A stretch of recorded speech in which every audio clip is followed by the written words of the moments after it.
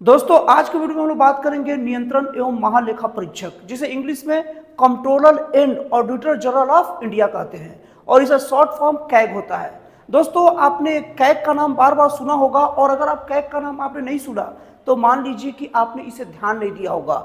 और अब के बाद से कोई भी पेपर न्यूज अगर आप देखेंगे तो कैग का नाम सुनेंगे तो आपको याद आएगा कि कैग होता क्या चीज है।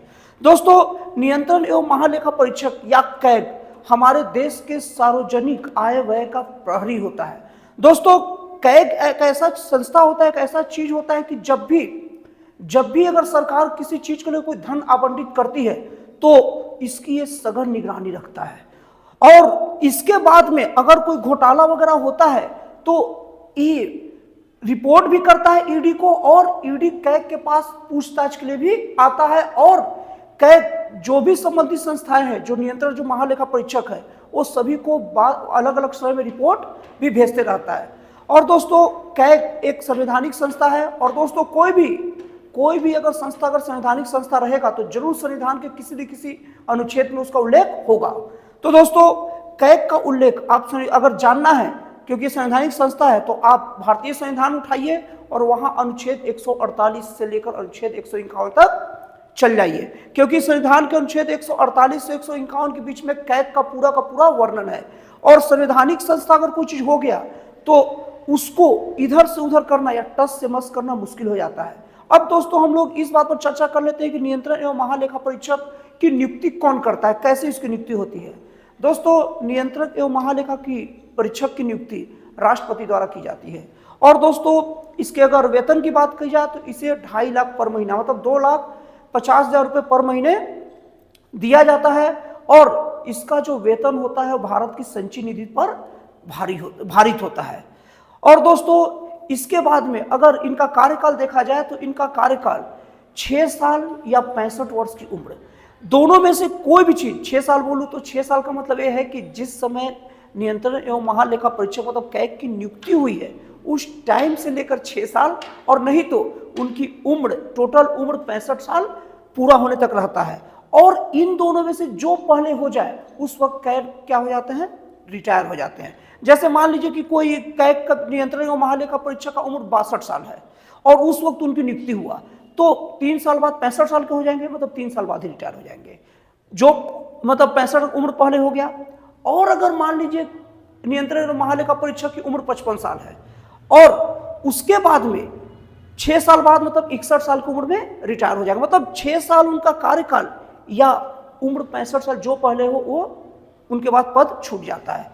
और दोस्तों इसके बाद में अगर उनकी मृत्यु हो जाए तब वो वैसी पद खाली हो जाता है और नहीं तो वो खुद अपनी स्वेच्छा से त्यागपत्र दे दे। और दोस्तों इसमें एक नया शब्दावली आप लोग सीख लीजिए, नियंत्रक एवं महालेखा परीक्षक संवैधानिक संस्था है और राष्ट्रपति द्वारा नियुक्त होता है, उसे हटाना बहुत टेढ़ी खीर होती है। दोस्तों जो भी कोई भी अधिकारी या प्राधिकारी अगर राष्ट्रपति द्वारा नियुक्त हो जाए ना तो उसे हटाना बच्चों का खेल नहीं होता। जैसे सर्वोच्च न्यायालय के मुख्य न्यायाधीश, भारत का प्रधानमंत्री और उसके बाद राज्यों के राज्यपाल और क्या बोलते हैं कि महान्यायवादी, ये सब के सब राष्ट्रपति द्वारा अपॉइंटेड होते हैं, इसीलिए इनको हटाने के लिए विशेष प्रक्रिया का सामना करना पड़ता है। और यही नहीं, अगर वो संवैधानिक संस्था हो तो और उसे हटाना मुश्किल है। तो दोस्तों नियंत्रण एवं महालेखा परीक्षक एक संवैधानिक संस्था भी है और राष्ट्रपति द्वारा नियुक्त भी है, इसीलिए इसे हटाने के लिए संकल्प पत्र लाना पड़ता है जो पूरे संसद के सदस्यों का 1/3 सदस्यों की संख्या होती है।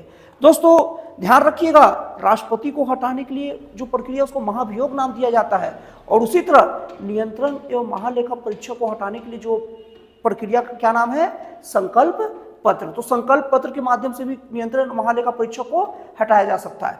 लेकिन दोस्तों हमारी देश की सबसे अच्छी बात यह है कि अभी तक इसकी जरूरत नहीं पड़ी है, कैग सामान्य तरीके से अपने पद को खाली कर देते हैं। दोस्तों आपको एक बात और बता दूं कि नियंत्रण एवं महालेखा परीक्षक एक बार अगर अपने पद से त्यागपत्र दे दे तो दोबारा वो कोई भी सरकारी संस्था में नहीं जा सकता, मतलब दोबारा कोई सरकारी नौकरी ग्रहण नहीं कर सकता। और दोस्तों आप लोग थोड़ा सा जान लेते हैं कि कैग काम किस तरीके से करता है। सबसे पहले जो भी कैग अपनी रिपोर्ट देता है वो प्रधानमंत्री को देता है और प्रधानमंत्री राष्ट्रपति को रिपोर्ट सौंपता है जो भी आय व्यय हुआ है सरकारी।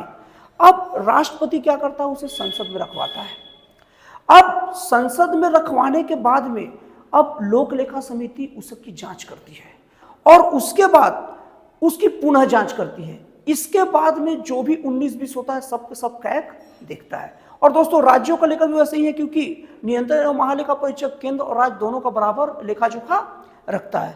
राज्यों का भी वैसे ही है, कैग सबसे पहले अगर कुछ उसको 19-20 दिखे तो राज्यपाल को सबसे पहले मुख्यमंत्री को बताता है और मुख्यमंत्री अपनी रिपोर्ट राज्यपाल के समक्ष पेश करता है और राज्यपाल फिर से विधानसभा में वो रखवाता है रिपोर्ट और विधानसभा में फिर विधानसभा की प्राक्कलन समिति जो रहती है उसकी पुनः जांच करती है और उसके बाद पूरा हिसाब किताब बराबर होता है। अलग अलग संस्था देखती है कि अब कहां पर गड़बड़ हुआ है, कहां पर नहीं हुआ है। तो दोस्तों आपका नियंत्रण एवं महालेखा परीक्षक की जानकारी कैसी लगी मुझे कमेंट करके जरूर बताइएगा। तो दोस्तों फिर मिलता है अगले वीडियो में एक जन कल्याणकारी और एक राष्ट्रवादी प्रेरित नए विचारों के साथ।